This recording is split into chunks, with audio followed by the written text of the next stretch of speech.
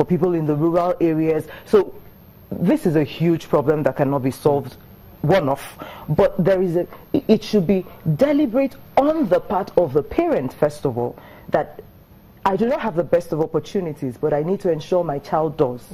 And the only way I can ensure that is by building a foundation laid on good education. And so if government is providing free education in quote, because the ancillary support that a child needs, school uniforms, school bag, books are not provided, but that I take the child to school to even learn, to hear from the teacher, to gain whatever they can gain, basic literacy, numeracy, that are useful for the child, even if the child does not want to continue in an educational route, but you're able to communicate with society, larger society in this situation. But then also communities. So rural heads have a lot of control. In the communities, are you setting up local laws that will ensure that any child who is found loitering within school hours, the parents are penalized? Oh, by the way, Babangida's time, maximum number of children a Nigerian could have was 4. Is that still, is anybody hearing, is that still part of our lives in this country? No. Like we say, it's on paper. Why are you laughing? I'm laughing because, you know, I mean, the community we've been working with, for example, you have on average of household maybe 7, you know, polygamous homes. So nobody's listening to nobody's listening to IBB. I don't think that they ever listen because they are still having more. Was it really a law, or it was just okay? I advise that. It was a pronouncement. It was actually a decree. But But Chair, staying with you, the part of protection of the child. I mean, there are other societies where the child is protected. If your child is not, we talked about. I mean, Aleo mentioned the fact that in 2000, I think 2007, you met law. Children must be in school. 2004. I do know that in Akwa Ibom, as at 2014 or thereabouts, there's a task force that goes around. That's in Akwa Ibom. If they see a child outside, when it's school time, that child will be picked up, the family will be traced, and the rest, the family will be dealt with. But that's for education. Let's look at the other side of protecting the child. We've heard recently of child rape. I mean, some even attempted to rape their classmates. Yes, the Lagos State government swung into action. But how protected is the child today? In the places we work, for example, some communities. So I mean, I would always sort of push the angle of the remote areas that we work. There are, you know, safety issues, even for girls in particular, that, you know, in terms of the distance they make to market, to schools, there are still safety, you know, issues around that. So our protected, you know, children these days, in different contexts and different environments, you know, is very limited. So if I'm walking, for example, as a girl, to go and fetch water, you know, and I have to walk like 2 miles away in the evening or early morning, then there is a problem there, you know, with safety. And one of the things that we're doing, you know, even with rape, you mentioned that earlier, on the way back from school, if you have a different path, you have to walk to your home, then you're at risk, you know, as a girl.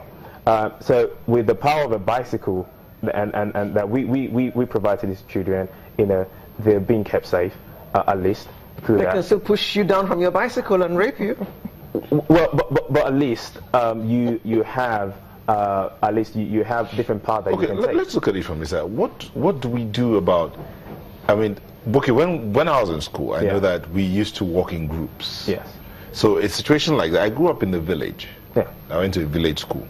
So we'll walk you to your house, especially when we know that you're alone. You have to go through a dark path or a lonely path. Walk you to your house and then come out, and then we'll walk to. Some of us get home late. What I'm saying is, what happened to that mindset? Is it possible to reawaken it, to awaken it again in the child, so that mindset of protecting us to get home, then come out, go to the other place? Is it possible to get that done in these communities?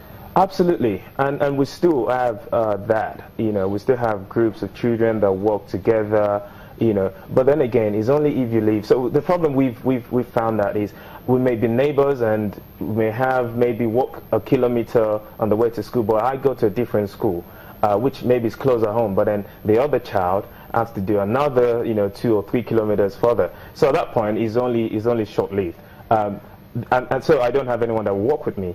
But yes, you still have actually children that still work together, and I think more of that can take place, and even not just with girls but also boys as well. Okay, Tanya, you want to say something? Yeah, I also think children would always be children, but adults have a greater sense of responsibility.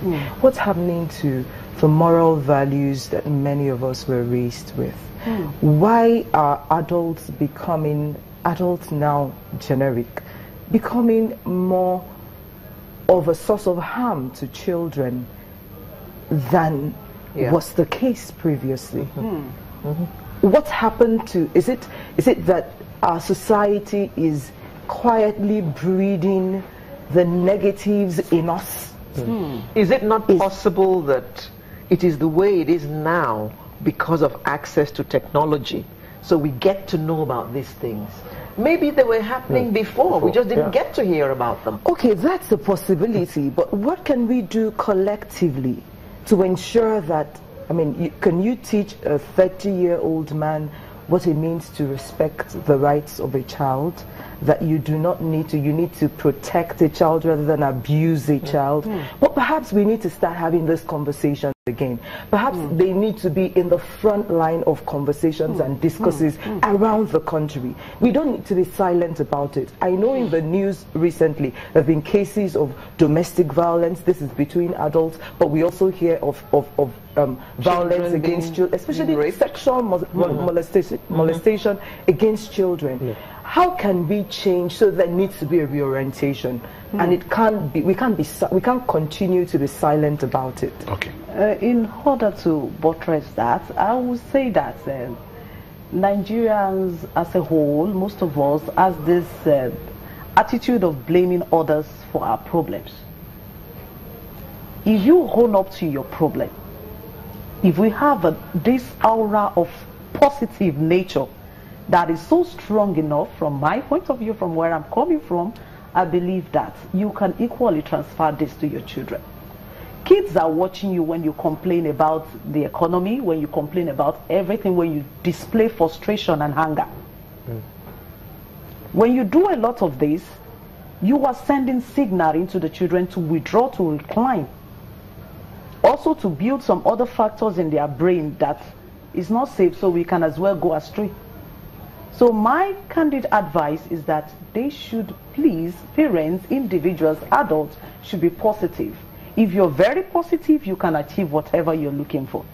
Okay, we have to start winding down now, so I'd like to take your closing statements, and I wanted to include your advice as to how we can have more children in schools, how we can reduce the incidence of children being abused, how we can generally just get children off the streets, getting some education, which will help in the future.